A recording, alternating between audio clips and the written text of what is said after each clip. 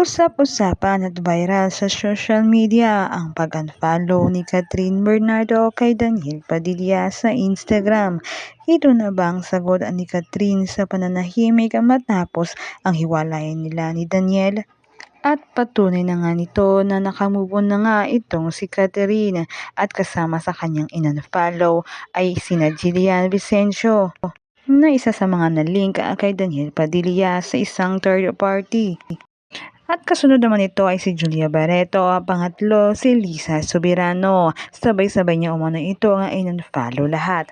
Ang tanong ng mga netizen, ito na nga ba ang sagot ni Catherine sa mga katanungan ng karamihan? O gumagawa na naman ito ng ingay para pag-usapan kung ano man ang dahilan ni Catherine ay karapatan niya yon. Sa ngayon, wala pang direktang sagot si Catherine sa mga isyong kinakasangkutan nito.